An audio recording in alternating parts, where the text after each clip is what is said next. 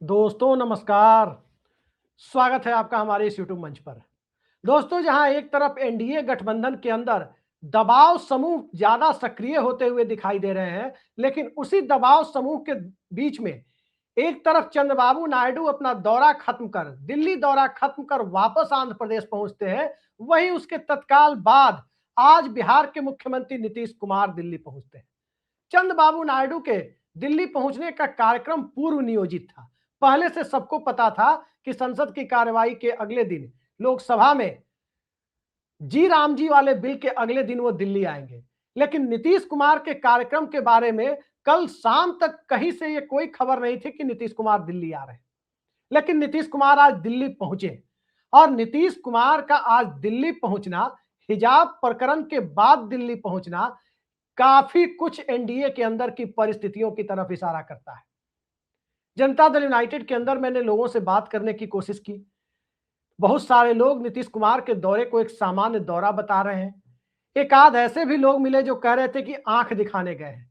जब आंख दिखाने की बात हुई तो मुझे पूछना पड़ा, जोर देकर पूछना पड़ा कि क्या नीतीश कुमार आंख के डॉक्टर के पास ट्रीटमेंट कराने गए हैं, या मुहावरों में जो कहते हैं आंख दिखाना, आंख तरेरना, क्या उसके लिए वो गए हैं?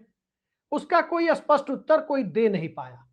लेकिन इतना जरूर है कि नीतीश कुमार अचानक दिल्ली आए हैं और नीतीश कुमार का दिल्ली दौरा अचानक तब हुआ है जब नीतीश कुमार के पुराने दोस्त, जिनके साथ भी नीतीश कुमार रहे और जिनकी सत्ता को भी पलटा और जिनके साथ बीच बीच में जाकर सरकार भी बनाई, वो लालू यादव, जिनका आंख का ऑपरेशन हुआ है, तो क्या लालू यादव को देखने के लिए भी नीतीश कुमार आए हैं कि उनके मोतियाबिंद का, कैटरेक्ट का जो ऑपरेशन हुआ है वो कैसा है?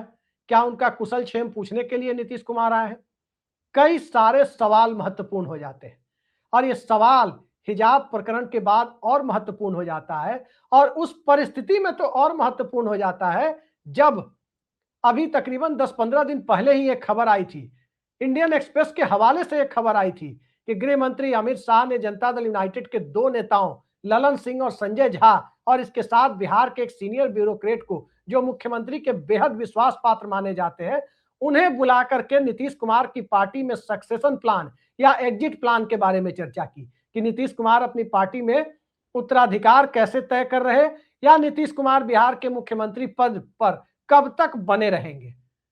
आमतौर पर तो यह होता है कि जब भी कोई मुख्यमंत्री, चाहे वो सत्ता पक्ष के गठबंधन का हो या विपक्षी गठबंधन का हो, जब वो शपथ लेता है, सरकार अपना कामकाज शुरू करती है, उसके बाद अगले 4-5 दिनों के भीतर या हफ्ते दिनों के भीतर वो मुख्यमंत्री दिल्ली आते हैं और दिल्ली आकर एक सामान्य शिष्टाचार के तौर पर प्रधानमंत्री, राष्ट्रपति जैसे लोगों से मुलाकात करते हैं। लेकिन नीतीश कुमार ने शपथ लेने के 1 महीने बाद अपना दिल्ली दौरा का कार्यक्रम तय किया और जब वो दिल्ली पहुंचे तो उनके साथ उनकी पार्टी के नेता ललन सिंह, जो केंद्र में मंत्री भी है, वो भी उनके साथ थे। उनके कार्यकारी अध्यक्ष संजय झा एयरपोर्ट पर उनके साथ दिखे नहीं। हो सकता है कि वो हो लेकिन फोटो फ्रेम में ना आ पाए हो, लेकिन होते तो फोटो फ्रेम में जरूर दिखते। या हो सकता है घर पर जाकर के वो उनसे मिले। यह उतना बड़ा मुद्दा नहीं है कि कौन था और कौन नहीं था, लेकिन बड़ा मुद्दा यह है कि हिजाब प्रकरण जहां राष्ट्रीय से आगे बढ़कर अंतर्राष्ट्रीय बनता चला गया और उस पूरे हिजाब प्रकरण पर जिस तरह से विपक्षी दलों को आक्रामक तरीके से नीतीश कुमार का विरोध करना चाहिए, कोई विपक्षी नेता, बड़ा विपक्षी नेता जुबान खोलता हुआ नजर नहीं आया। ना तो लालू यादव और तेजस्वी यादव कुछ बोले, ना ही उस पर राहुल गांधी कुछ बोले, ना ही उस पर अखिलेश यादव बोले, ना ही ममता बनर्जी बोली बहुत कुछ, और ना ही ओवैसी बोले कुछ। आखिर कारण क्या है? इस बात में कहीं कोई दो राय नहीं कि बिहार में भारतीय जनता पार्टी अपना मुख्यमंत्री चाहती है, लेकिन इस बात में भी अब कहीं कोई दो राय नहीं कि बिना नीतीश कुमार को मुख्यमंत्री पद से हटाए भारतीय जनता पार्टी अपना मुख्यमंत्री नहीं बना सकती। और अब नीतीश कुमार को क्या मुख्यमंत्री पद से हटा पाना संभव है? क्योंकि बिहार विधानसभा का जो गणित है उसमें भारतीय जनता पार्टी को यदि नीतीश कुमार सरकार से बाहर भी कर दें या भारतीय जनता पार्टी खुद भी बिहार में नीतीश कुमार की सरकार से समर्थन वापस ले ले, तब भी नीतीश कुमार के पास 243 सदस्यों की बिहार विधानसभा में जो बहुमत का आंकड़ा है, 122 का आंकड़ा, कम से कम आज के गणित के मुताबिक वो काफी आसान है नीतीश कुमार के लिए बहुमत के आंकड़े को छू लेना या उसके पार निकल जाना। पिछले 10-11 सालों से वो इसी तरह से अपने बहुमत का जुगाड़ करते रहे। लेकिन उससे भी बड़ा सवाल है कि क्या ये स्थिति आने वाले समय में भी बनी रहेगी। पटना से लेकर दिल्ली तक जिस बात की चर्चा है वो चर्चा यही है कि बिहार में जनता ने जो जनादेश दिया है, अगर किसी अदृश्य शक्ति ने काम नहीं किया तो यह वास्तविक जनादेश है। और इस वास्तविक जनादेश में जिस प्रकार से दो बड़ी पार्टियां उभर कर सामने आई है, 89 सीटों की भारतीय जनता पार्टी और 85 सीटों की जनता दल यूनाइटेड, उसके अलावा कोई ऐसी पार्टी नहीं है जिसके पास 30 विधायक भी हो। 25 या 25 से कम, 1 से लेकर 25 के बीच में बिहार विधानसभा में तमाम दल है, अगर इन दो दलों को छोड़ दे तो। और जब 1 से 25 के बीच में बिहार में 2 को छोड़कर सभी दल हैं, तो स्वाभाविक है कि जो दल बदल कानून के तहत उस कानून से बचने के लिए पार्टी तोड़ने की या विधायक दल को तोड़ने की जो न्यूनतम संख्या है वो 2/3 है। वो राजद के विधायक दल में 17 है, अगर 17 विधायक चाहें तो टूट के किसी दल में जा सकते हैं। और लोजपा जो चौथा विधायक दल है बिहार में, चौथा बड़ा विधायक दल 19 विधायकों वाला, उसमें वो आंकड़ा 13 विधायकों का होता है। कहा जा रहा है कि जनता दल यूनाइटेड अंदर खाने ये कोशिश कर रही है कि लोक जनशक्ति पार्टी के विधायकों को अपने पाले में मिलाया जाए और 100 के आंकड़े को पार किया जाए। असदुद्दीन ओवैसी की पार्टी नीतीश कुमार का समर्थन करती हुई दिखाई दे रही है। उपेंद्र कुशवाहा की पार्टी एनडीए में होते हुए भी भाजपा के साथ नहीं बल्कि जेडीयू के साथ दिखाई दे रही है। उपेंद्र कुशवाहा के बेटे को नीतीश कुमार ने बिना विधानमंडल का सदस्य बने ही मंत्री भी बना दिया। अब सवाल ये उठता है कि जब नीतीश कुमार ये कोशिश कर रहे हैं, अगर मान भी लिया जाए पटना की थ्योरी को कि नीतीश कुमार ये कोशिश कर रहे हैं कि लोजपा विधायक दल को तोड़कर बिहार विधानसभा में एक कंफर्टेबल स्थिति में, यानी सिंगल लार्जेस्ट पार्टी या 100 से ज्यादा विधायकों वाली पार्टी में जदयू को तब्दील किया जाए, फिर इस बात से कैसे इनकार किया जा सकता है कि भारतीय जनता पार्टी राष्ट्रीय जनता दल को तोड़ने में नहीं लगी होगी। क्योंकि अब राष्ट्रीय जनता दल 75-80 विधायकों वाला राष्ट्रीय जनता दल नहीं है जिसमें 55 विधायकों की जरूरत उसको तोड़ने के लिए पड़ेगी। अब राष्ट्रीय जनता दल महज 25 विधायकों वाला विधायक दल है, उसमें भी अल्पसंख्यक विधायकों की संख्या केवल 2 या 3 है। तो क्या इस परिस्थिति में राष्ट्रीय जनता दल को टूट से तेजस्वी यादव बचा सकते हैं? याद रखिए, ऑपरेशन लोटस के जमाने में राष्ट्रीय जनता दल को टूट से कोई बचा सकता है तो वो नीतीश कुमार ही बचा सकते हैं। वो शोले फिल्म में आपने सुना होगा कि गब्बर के प्रकोप से कौन बचा सकता है, तो खुद गब्बर। वही स्थिति बिहार की राजनीति में नीतीश कुमार की बनी हुई है कि राष्ट्रीय जनता दल को टूट से बचाने के लिए अंततः नीतीश कुमार को राष्ट्रीय जनता दल को अपनी सत्ता का हिस्सेदार बनाना पड़ सकता है। और नीतीश कुमार राष्ट्रीय जनता दल को सत्ता का हिस्सेदार बनाने की चाहत रखते हैं, इस पे कहीं कोई दो राय नहीं है। पूर्व में भी 2 बार 2015 और 2022 में राष्ट्रीय जनता दल को अपनी सत्ता का हिस्सेदार उन्होंने बनाया था, अपना पार्टनर बनाया था। लेकिन उस वक्त विधानसभा का अंक गणित कुछ ऐसा था कि उनकी पटरी बैठी नहीं। अब जो विधानसभा का अंक गणित है, उस विधानसभा के अंक गणित में पटरी नहीं बैठने की कोई गुंजाइश नहीं है। तब राष्ट्रीय जनता दल जेडीयू से बड़ी हुआ करती थी। 2015 में राजद के 9 विधायक जदयू से ज्यादा थे और 2022 में 32 विधायक राष्ट्रीय जनता दल के नीतीश कुमार की पार्टी से ज्यादा थे। तो दोनों ही परिस्थितियों में राजद बिग ब्रदर थी और बिग ब्रदर एटीट्यूड को नीतीश कुमार बर्दाश्त नहीं करते हैं। ये बात पिछले 10 साल में जो 5-6 बार पलटा पलटी हुई है, उसके पीछे सबसे बड़ा कारण कोई है तो वो सहयोगी दलों का बिग ब्रदर एटीट्यूड है। आखिर लालू यादव से 2017 में नाता क्यों टूटा, राजनीतिक संबंध क्यों टूटा था? कारण यही था कि राष्ट्रीय जनता दल अपना बिग ब्रदर एटीट्यूड छोड़ नहीं पा रही थी। आखिर 2022 में भारतीय जनता पार्टी से नाता क्यों टूटा? इसलिए टूटा क्योंकि भारतीय जनता पार्टी भी तब जेडीयू से 31 विधायक ज्यादा जीत कर आई थी, वो भी अपना बिग ब्रदर एटीट्यूड छोड़ नहीं पा रही थी। लेकिन जहां नीतीश कुमार गए थे उस गठबंधन को छोड़कर, वो तो भाजपा से भी बड़ी पार्टी थी पिछली विधानसभा में, राजद। वो भी अपना बिग ब्रदर एटीट्यूड छोड़ती हुई दिखाई नहीं दी। और जो नीतीश कुमार का स्वभाव रहा है, नीतीश कुमार किसी भी दल के बिग ब्रदर एटीट्यूड को स्वीकार नहीं करते। नीतीश कुमार 2005 और 2010 में अपने गठबंधन में बिग ब्रदर खुद थे, बड़ा भाई वो खुद थे, और उसी तरह की सरकार वो चलाना चाहते हैं। और आप देखिए 2005 से 2015 के बीच में जब नीतीश कुमार ही बिहार विधानसभा में बिग ब्रदर थे, कोई पलटा पलटी नहीं हुई। लेकिन जैसे ही वो बिग ब्रदर का दर्जा नीतीश कुमार से छिना, पलटा पलटी का जो 10-11 साल का सिलसिला आपने देखा 5-6 बार, वो बिहार में शुरू हो गया। हाँ, इतना जरूर रहा कि इस पूरी राजनीतिक कलाबाजी में मुख्यमंत्री का पद नीतीश कुमार के पास ही बरकरार रहा। सहयोगी दल अलटते पलटते रहे, स्टेपनी बदलता रहा, गाड़ी और ड्राइवर वही रहे। लेकिन क्या अब गाड़ी और ड्राइवर भी भारतीय जनता पार्टी उस पर नजर लगा चुकी है? मूल मुद्दा यही है। सवाल यह है कि आखिर बिहार में एनडीए गठबंधन के भविष्य पर जो सवाल है, वो दिल्ली की सियासत को कैसे प्रभावित कर रहा है और पटना के खेल को भी किस तरह से प्रभावित कर रहा है। दिल्ली की सियासत को नीतीश कुमार के 12 सांसद प्रभावित कर रहे हैं। अगर नीतीश कुमार एनडीए गठबंधन का दामन छोड़ते हैं, तो जो चंद्रबाबू नायडू अगर आज 50,000 करोड़ की डिमांड लेकर दिल्ली पहुंच रहे हैं, कल वो 2 लाख करोड़ की डिमांड लेकर दिल्ली पहुंचेंगे, क्योंकि तब उनके ऊपर नरेंद्र मोदी सरकार की निर्भरता ज्यादा हो जाएगी, बल्कि उन्हीं के रहमो करम पर सरकार चलाने की स्थिति हो जाएगी। और उनके रहमो करम पर जब सरकार चलाने की स्थिति होगी, तो फिर क्या गारंटी है कि उनके रहमो करम पर वो सरकार चला पाए? वो भी साथ छोड़कर चले गए, तब क्या होगा?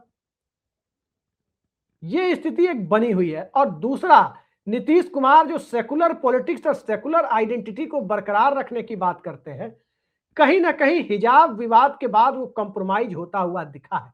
हालांकि नीतीश कुमार का स्वभाव उस तरह का रहा नहीं है, लेकिन कसौटी पर आता हुआ वो सेकुलर क्रेडेंशियल दिखा है, और भाजपा के साथ रहने से वो सेकुलर क्रेडेंशियल और ज्यादा दबाव में जाता हुआ दिखेगा। सबसे बड़ा सवाल बिहार के राज्यसभा चुनाव का है। आखिर नीतीश कुमार का दिल्ली दौरा हुआ क्यों है? क्या लालू यादव के साथ स्वास्थ्य के बहाने कोई चर्चा होगी? ऐसे अगर वो लालू यादव के यहां जाते तो खबर बनती, लेकिन स्वास्थ्य की वजह से, आंख के ऑपरेशन के बाद अगर नीतीश कुमार लालू यादव के यहां जा रहे हैं, तो शायद खबर नहीं बनेगी। तब कोई भी व्यक्ति, विपक्ष के लोग भी विपक्षियों के यहां जाते हैं स्वास्थ्य का हालचाल पूछने, तब अंदर खाने उसमें कुछ बात हो जाती है, लेकिन तब खबर नहीं बनती, उस एंगल से देखा नहीं जाता। तो क्या नीतीश कुमार ने इस मौके को भुनाना चाहा है? कल तक इस पर से पर्दा उठ जाएगा। उसके बाद दूसरा महत्वपूर्ण पहलू राज्यसभा चुनाव है। बिहार में 5 राज्यसभा सीटें खाली हो रही है। एक राज्यसभा सीट जिताने के लिए 41 विधायकों की जरूरत है। विधानसभा का जो अंक गणित है, उसके लिहाज से भारतीय जनता पार्टी और जनता दल यूनाइटेड, ये दोनों बहुत आराम से अपने 2 विधायकों को, 2 सांसदों को राज्यसभा भेज सकते हैं। 5वीं सीट पर 41 विधायक किसके पास? क्या वो एनडीए के पास होंगे? क्या वो इंडिया गठबंधन के पास होंगे? क्योंकि पूरे इंडिया गठबंधन को मिलकर के 35 सीटें ही मिली हैं। हाँ, बसपा और ओवैसी के विधायकों को मिलाकर उनकी संख्या 41 जरूर पहुंच जाती है। लेकिन एनडीए के पास भी 4 सांसदों को, 2 जदयू 2 भाजपा को जिताने के बाद एक सीट के लिए 38 विधायक हो जाते हैं। उस स्थिति में क्या क्रॉस वोटिंग होगी? क्या हॉर्स ट्रेडिंग देखने को मिलेगी? या फिर जो खेल राज्यसभा चुनाव में चलता है, वो खेल लोगों को दिखाई देगा? चिराग पासवान की पार्टी अपने प्रतिनिधि को भेजना चाहती है, उपेंद्र कुशवाहा खुद राज्यसभा में रिपीट होना चाहते हैं, और दूसरी तरफ जनता दल यूनाइटेड की कोशिश है कि अपने विधायक दल को राज्यसभा चुनाव के पहले इतना बड़ा कर लिया जाए कि तीसरा भी प्रतिनिधि जनता दल यूनाइटेड का ही चुन करके जाए। तो क्या बिहार के अंदर जो छोटी पार्टियों पर पोचिंग की कोशिशें, दल बदल की कोशिशें और विधायकों को छोटी पार्टियों में तोड़फोड़ कराकर अपनी पार्टी में लाने की जो कोशिशें हैं, ये मार्च में होने वाले राज्यसभा और विधान परिषद चुनाव के पहले ही ये खेल हो जाएगा? और जब मार्च के पहले बिहार विधानसभा में छोटे दलों के ऊपर, छोटे दलों के विधायकों को अपने पाले में लाने की कोशिशें अगर परवान चढ़ती हुई दिखाई दी, तो तय मानिए कि बिहार में एनडीए गठबंधन का एक रहना मुश्किल ही नहीं, नामुमकिन हो जाएगा। अभी नीतीश कुमार का दिल्ली दौरा, कल का नीतीश कुमार का कार्यक्रम, बहुत कुछ तय करने वाला है कि नीतीश कुमार करना क्या चाहते हैं। नीतीश कुमार को सीएम का चेहरा घोषित कर चुनाव नहीं लड़ा गया, लेकिन विधानसभा का अंकगणित ऐसा था और दिल्ली के अंकगणित की संसद में बहुमत की मजबूरियां ऐसी थी कि नीतीश कुमार को ही मुख्यमंत्री बनाना पड़ा। आखिर अब कौन सी परिस्थिति है जिस परिस्थिति में नीतीश कुमार को अपनी रणनीतियों को नए सिरे से तय करना पड़ रहा है, जिन परिस्थितियों में भारतीय जनता पार्टी को नए सिरे से अपनी रणनीतियों को तय करना पड़ रहा है। कायदे से अगर नीतीश कुमार हिजाब विवाद पर कहीं फंसते हुए दिखाई दे रहे हैं तो प्रधानमंत्री इतना तो कह ही सकते थे कि सत्ता में बैठे हुए मुख्यमंत्री या सभी व्यक्तियों को राजधर्म का पालन करना चाहिए। लेकिन क्या प्रधानमंत्री राजधर्म के पालन के लिए नीतीश कुमार को कह सकते हैं? शायद ना कह पाए, क्योंकि राजधर्म से एक पुराना रिश्ता प्रधानमंत्री का भी रहा है जब वो मुख्यमंत्री हुआ करते थे। आज की तारीख में नरेंद्र मोदी सरकार हिजाब विवाद पर नीतीश कुमार को नसीहत दे पाने की स्थिति में इसलिए भी नहीं है क्योंकि हिजाब विवाद पर नीतीश कुमार के समर्थन में बहुत ज्यादा आक्रामक तरीके से खुद मोदी जी की पार्टी के अपने कई नेता, जिसमें fire brand minister Giriraj Singh भी शामिल है, ये सब लोग इतना आगे बढ़कर नीतीश कुमार के पक्ष में बोल चुके हैं कि अब प्रधानमंत्री किस मुंह से नीतीश कुमार को कहेंगे कि आपने गलत किया है या आपको इस बात पर खेद प्रकट कर देना चाहिए। कायदे से तो नीतीश कुमार को निश्चित तौर पर हिजाब विवाद पर खेद प्रकट करना ही चाहिए था, अब तक उन्होंने किया नहीं है। लेकिन दिल्ली दौरे पर जिस तरह की परिस्थितियां पटना में देखने को मिली, उस तरह की परिस्थितियों से क्या दिल्ली भी दो चार है? नीतीश कुमार को इस बात का एहसास तो जरूर हो जाएगा कि आखिर दिल्ली पटना को लेकर अपनी तैयारी किस तरह से कर रही है। भारतीय जनता पार्टी के लिए पटना की सत्ता बेहद महत्वपूर्ण है। इसलिए महत्वपूर्ण है क्योंकि बिहार इकलौता हिंदी भाषी राज्य है जहां आज तक आजाद भारत के इतिहास में जनसंघ या भारतीय जनता पार्टी का मुख्यमंत्री शपथ नहीं ले पाया। इस विधानसभा के अंदर बीजेपी को लग रहा है कि अगर नीतीश कुमार मान जाए या अगर कोई बड़ी टूट फूट किसी बड़े दल में हो जाए तो नीतीश कुमार से मुख्यमंत्री पद की कुर्सी को छीना जा सकता है। तो क्या बिहार में छीना झपटी का खेल आने वाले वक्त में शुरू होगा? इस विधानसभा के अंक गणित का नजारा देखिए कि 43 विधायकों वाले नीतीश कुमार ने गृह मंत्रालय नहीं छोड़ा था, लेकिन 85 विधायक होने के बावजूद नीतीश कुमार को होम मिनिस्ट्री छोड़कर भारतीय जनता पार्टी को देने पर विवश होना पड़ा। बिहार का पुलिस प्रशासन अब सम्राट चौधरी जो बीजेपी विधायक दल के नेता हैं उनके हाथ में। विधानसभा अध्यक्ष की कुर्सी नीतीश कुमार तीसरे नंबर पर आने के बाद 2020 में ही गंवा चुके थे, उनकी पार्टी गंवा चुकी थी, सहयोगी दलों कभी राजद तो कभी भाजपा के हाथों सुपुर्द कर चुकी है। तो आज की तारीख में ना तो नीतीश कुमार के पास लॉ एंड ऑर्डर की जिम्मेदारी है, ना ही विधानसभा पर नियंत्रण रखने के लिए नीतीश कुमार के पास कुछ है।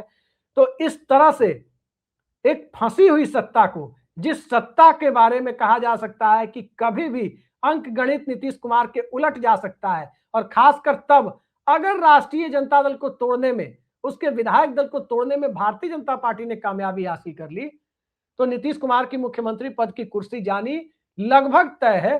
तो क्या उस परिस्थिति तक नीतीश कुमार इंतजार करेंगे? कई सारे सवाल हैं जो नीतीश कुमार के दिल्ली दौरे और दिल्ली से वापस पटना पहुंचने के बाद उसका रास्ता निकलता हुआ दिखाई देगा। लेकिन फिलहाल नीतीश कुमार का दिल्ली दौरा सिर्फ हिजाब विवाद तक जोड़ के देखने की जरूरत नहीं है और उसके लिए उन्हें दिल्ली आने की जरूरत भी नहीं थी। लेकिन इतना जरूर है कि नीतीश कुमार जब दिल्ली आए हैं, देर से दिल्ली आए हैं, तो दिल्ली आए हैं तो इस दरमियान उनकी मुलाकात प्रधानमंत्री से होनी तय है।